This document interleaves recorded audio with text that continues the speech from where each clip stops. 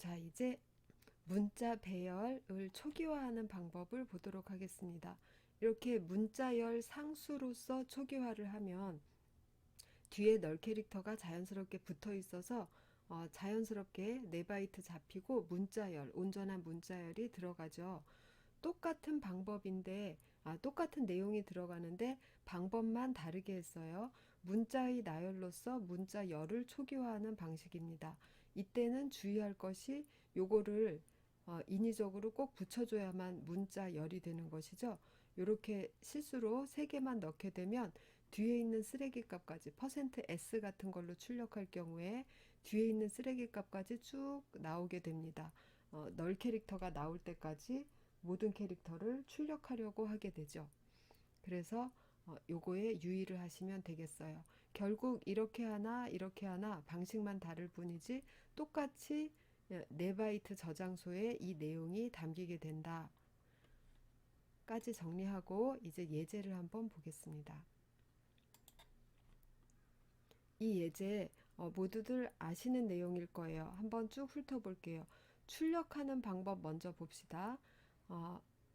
문자열을 %s로 출력. 그 다음에 요것도 이렇게 담게 되면 지금 이거 문자열이죠. 맨 마지막에 널 캐릭터 들어갔으니까 안전하게 작성된 문자열이어서 출력하는데 문제가 없어요. 이것은 아예 문자열 상수로서 초기화했기 때문에 안전하게 나옵니다. 이것도 문자열 상수로서 초기화했고 안전하게 나오고 이렇게 초기화할 경우에 여기 있는 5바이트는 어떤 내용을 가지게 됩니까? C, 샵, 널 캐릭터 그 다음에 2바이트는 뭘 가지게 되죠? 쓰레기 값이 아니라 0으로 초기화 되겠죠. 초기 값을 줬으니까 나머지 부분을 0으로 초기화 시켜줍니다. 초기 값을 아예 안 주게 되면 쓰레기 값을 가지게 돼요. 그 다음에 문자열 형태인 거의 원소를 꺼내면 문자열이라는 건 문자의 배열이니까 배열 원소를 꺼낸 것이죠. 배열 원소를 꺼내면 그 형태는 캐릭터죠. 그 캐릭터니까 %c로 출력했어요. 그래서 출력 포맷 일단 한번 봤고요.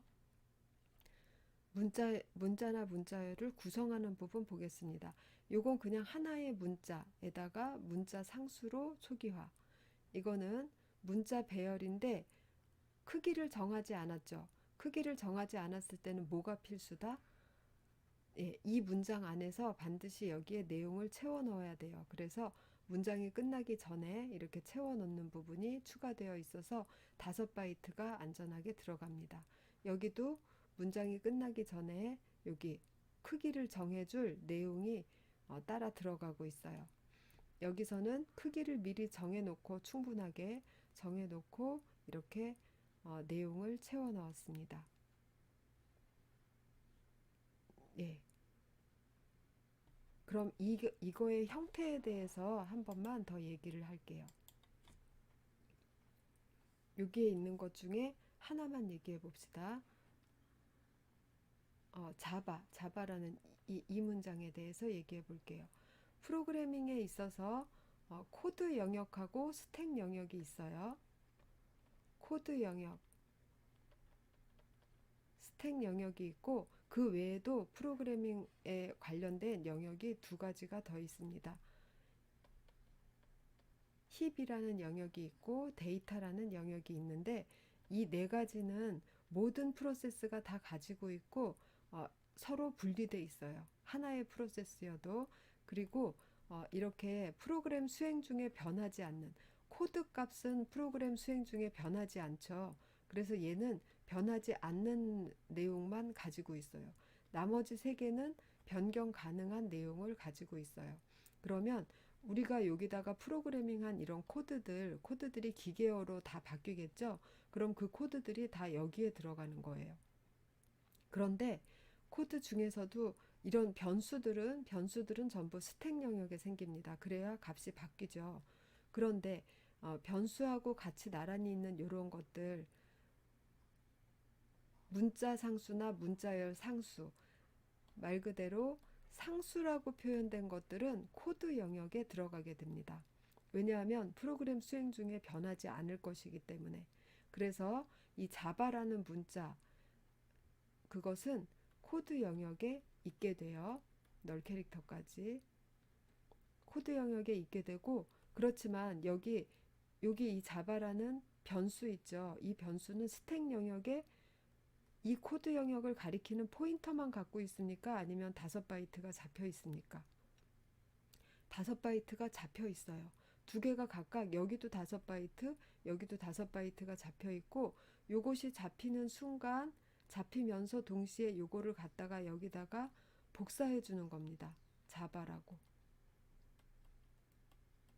자바라고 복사해 줘서 코드 영역에도 5바이트 상수로, 그 다음에 스택 영역에도 5바이트 변수로 이렇게 잡혀 있고, 스택 영역에 변수가 생기면서 동시에 코드 영역에 있는 변수로 초기화 시켜주는 겁니다.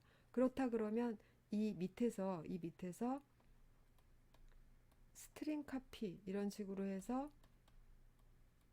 자바에다가 어, 얘가 충분히 들어갈 만한 짧은 문자열 같은 거 쓸 수가 있나요, 없나요? 쓸 수가 있어요. 왜냐하면 이거는 여기 변수 영역에 스몰 자바죠. 이름은 안에 있는 내용은 라지 자바고, 이 스몰 자바라는 거는 온전하게 자기가 5바이트를 스택 영역에 잡고 있는 변수예요. 그렇기 때문에 거기에다가 이렇게 쓸 수가 있겠죠. 예, 여기까지 정리하겠습니다. 실험은 지금 실행하는 거 안 보여드렸는데, 다들 아는 내용이시고 그래서 제가 따로 실행은 해 보여드리지 않을게요. 여러분들 각자 실험해 보세요.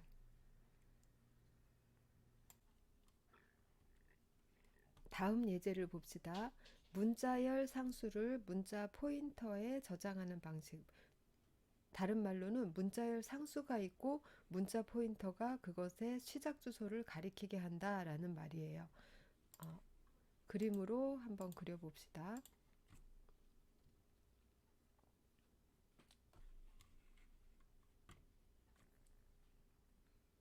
아까와 같이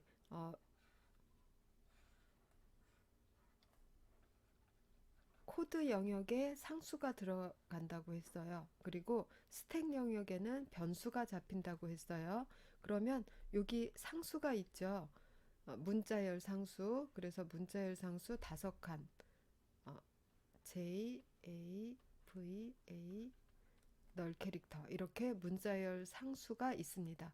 그리고 여기 있는 이것은 포인터 타입이죠. 그래서 포인터 타입 변수 하나가 이름은 자바고, 요거를 가리키고 있습니다. 이런 형태이죠. 이런 상태에서 여기서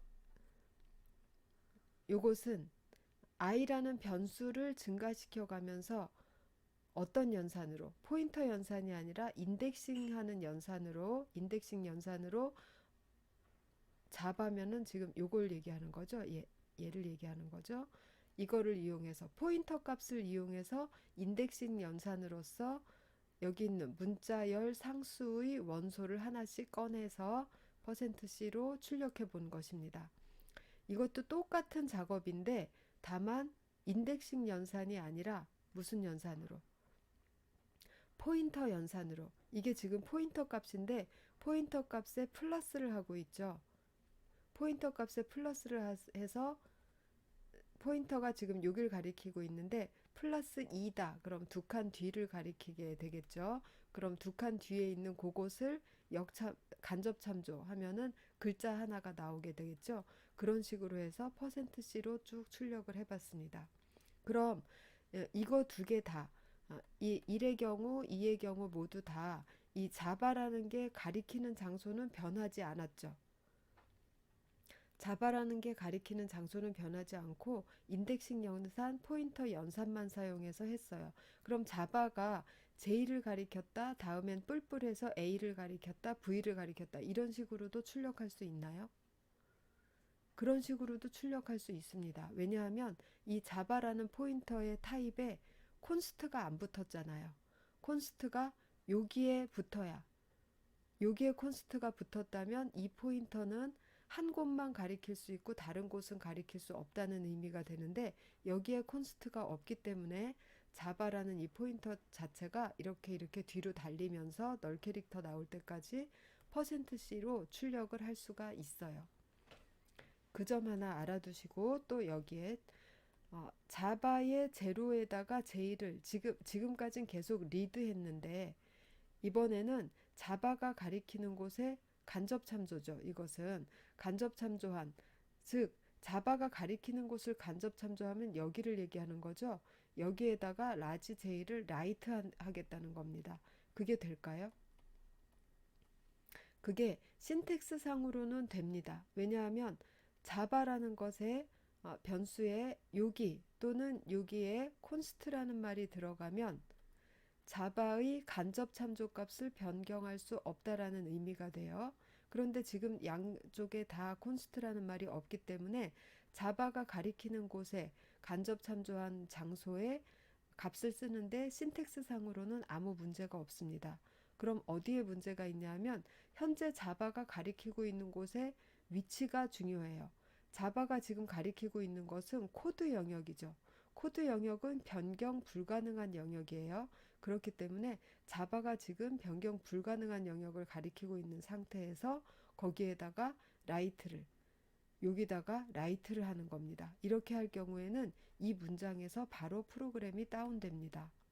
그래서 지금 이 모양하고 조금 전에 했던 예제 모양으로 다시 한번 살짝 가볼게요. 예, 여기에서는 똑같은 형태로 보이지만 스택 영역에 온전하게 5바이트를 다 잡고 거기에다가 코드 영역의 값을 복사하는 식으로 초기화 받아서 사용을 하기 때문에 여기에서는 자바의 자, 써볼게요. 여기에서는 이 변수를 이용해서 자바의 제로에다가 어떤 캐릭터를 쓰는 게 아무 문제가 되지 않습니다. 이 문장이 건드리려고 하는 영역은 여기가 될 거예요. 스택 영역이잖아요. 그러니까 아무 문제가 없어요. 반면에 방금 전에 한 그 예제에서는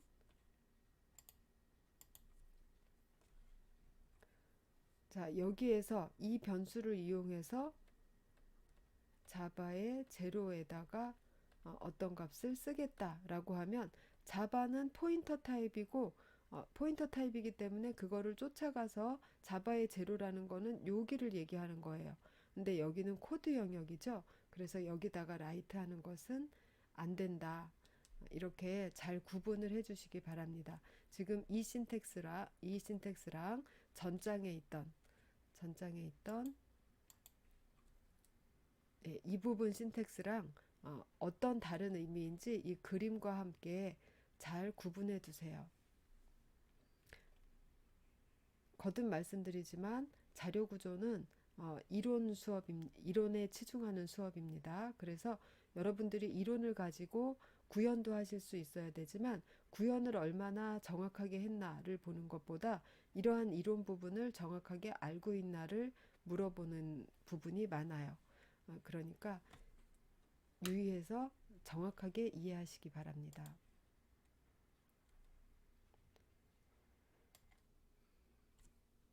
다음 문자열 다루는 예제를 보겠습니다.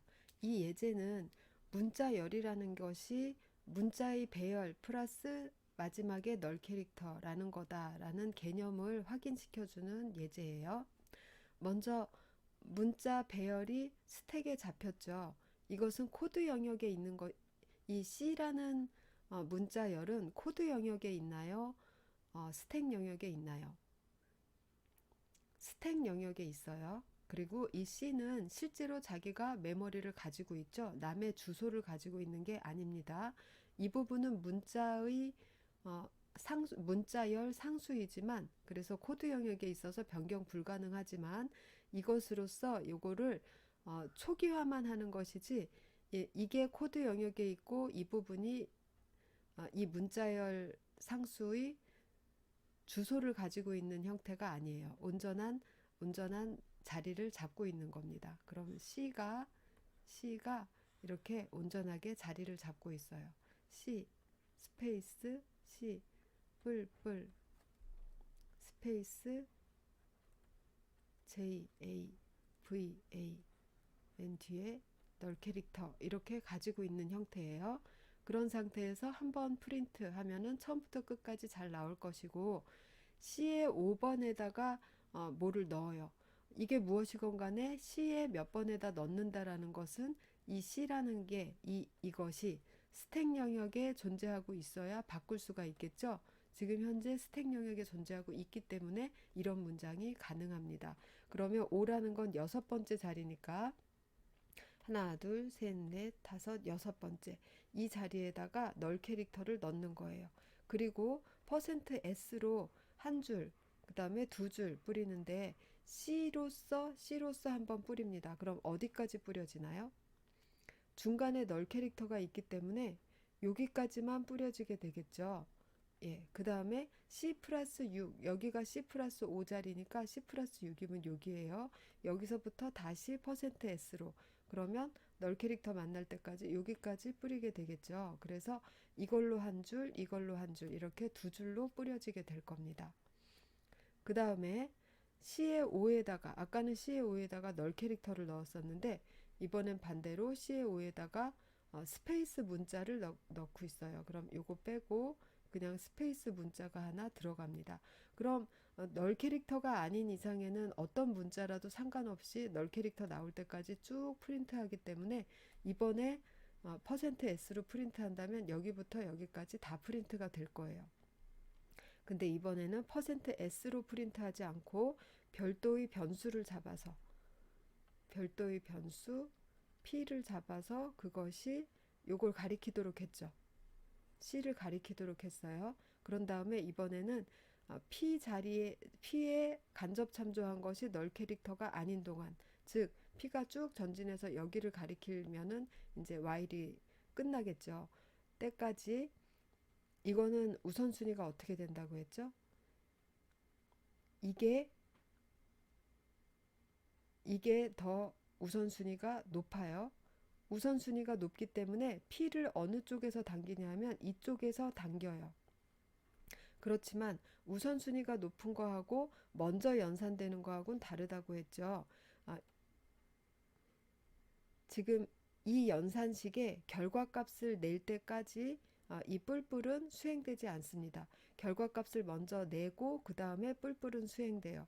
그리고 뿔뿔이 수행될 때는 얘가 우선순위가 더 높다면 이거를 뿔뿔하게 될 텐데 그렇지 않고 뿔뿔의 우선순위가 요것보다 높아요. 그렇기 때문에 뿔뿔은 P를 뿔뿔하게 됩니다.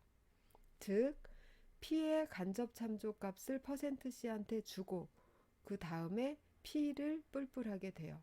그럼 P의 간접 참조값인 이 라지 C를 %C에다 주니까 주고 그 다음에 P의 간접 참조가 아니라 P 자체를 뿔뿔하게 됩니다. 그럼 P가 여기를 안 가리키고 다음 캐릭터를 가리키게 되죠. 그 다음에 계속 그거를 반복하면 끝까지 쭉 하겠죠. 그리고 널 캐릭터를 가리키게 될 겁니다. 그래서 널 캐릭터를 가리키게 되면 이 조건문에 의해서 while문 밖으로 나오게 되겠죠. 그래서 P를 쭉 달리면서 옮겨가면서 널 캐릭터 나올 때까지 문자열을 %C로 출력하는 방법이에요. 아까 앞에서는 인덱싱 연산, 포인터 연산을 이용해서 출력하는 방법. 여기서는 P를 옮겨가면서 출력하는 방법. 이렇게 해서 이 세 가지가 %C로서 한 글자씩 문자열을 출력하는 방법의 전부입니다. 세 가지 타입을 다 잘 구분해서 기억해 두시기 바랍니다. 이대로 한번 각자 타이핑 하시고 그 다음에 저랑 같이 결과를 보세요. 그대로 타이핑했고 어떻게 돌아가는지도 우리가 다 살펴봤으니까 한 줄짜리 그 다음에 이게 여기서 나뉘어서 두 줄짜리로 한번 출력되고 그 다음에 이거는 전체 다 합해서 한 줄로 나오겠죠. 컨트롤 F5 해볼게요. 한 줄, 두 줄로 나뉘어 나오고 다시 한 줄 이렇게 수행되는 걸 확인하세요.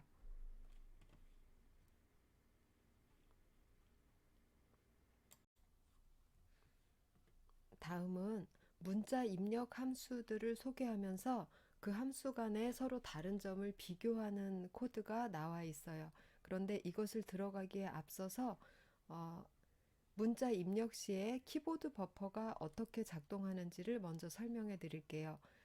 그거를 설명을 받으시면 이 부분도 이제 이해가 되실 겁니다. 그럼 한번 보겠습니다.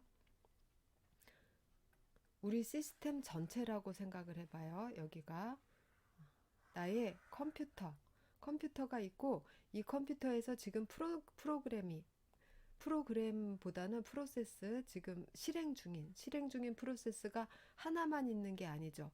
어, 여러 개의 프로세스가 수행 중에 있습니다. 그리고 사용자가 키보드를 가지고 입력을 합니다. 입력을 하면 이 입력은 기본적으로는 하나의 시스템 버퍼가 있어서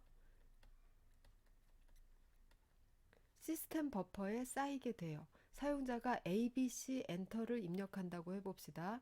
그럼 A, B, C를 입력하는 동안 시스템 버퍼에다가 다 쌓아둬요. 그렇기 때문에 이 프로세스 중에서 한 개만이 액티브 프로세스예요. 액티브 프로세스, 액티브 창이죠. 구체적으로 말하면 하나의 프로세스도 창을 여러 개 열고 있을 수 있을 테니까 액티브한 창이라는 것은 무엇이냐면 키보드를 입력을 여러 창에다가 동시에 넣는 경우는 있을 수 없죠. 어떤 하나의 창이 키보드 입력을 받잖아요. 그 하나의 창을 그래서 윈도우에서도 이렇게 특별히 밝은 색으로 표현을 하죠. 얘가 지금 포커스를 가지고 있다. 포커스를 가지고 있다. 액티브한 윈도우다. 같은 말이에요. 키보드 입력을 얘가 받는다는 것입니다. 그러면 얘가 키보드를 받는 프로세스인데 사용자가 A, B, C 이런 글자를 칠 동안 얘는 전혀 알지 못해요. 시스템 버퍼에만 쌓입니다. 그렇기 때문에 이 실제 처리할 프로세스 쪽으로 가기 전에 백스페이스로서 이렇게 캐릭터를 지웠다 다시 쓰기도 하고 이런 것도 가능하다는 겁니다. 가능한 이유는 시스템 버퍼가 윗단에 따로 있기 때문이에요. 그래서 사용자가 백스페이스 뭐 어쩌고 저쩌고를 하는 동안 다 시스템 버퍼에서 이루어지고 언제 저쪽으로 가냐 하면 엔터 키를 치면 시스템 버퍼는 각 프로세스별로 또 키보드 버퍼를 다 가지고 있어요. 가지고 있는데 그 중에 액티브한 창을 가진 프로세스의 키보드 버퍼 쪽으로 요거를 싹 옮깁니다. 옮기고 이쪽은 비워줘요. 그런데 옮길 때는 첫 캐릭터부터 엔터 캐릭터까지를 옮겨요. 그럼 여기에 A, B, C, 엔터 이렇게 네 개의 문자가 들어오게 되는 것이죠. 그러면 이 프로그램에서 만약에 스캔F %C로서 한 글자씩 받아서 뭘 처리하고 있다. while 루프 안에 이게 있다고 하는 거예요. while 루프 안에서 이걸 받아서 무슨 처리를 해서 뭐 출력을 하든가 뭘 하고 있어요. 그러면 while 안에 있는 scanf %C는 여기에서 세 글자 치고 엔터 칠 때까지는 이 문장에서 걸려서 꼼짝을 안 해요. 왜냐하면 얘의 키보드 버퍼는 비어 있어서 읽을 게 없거든요.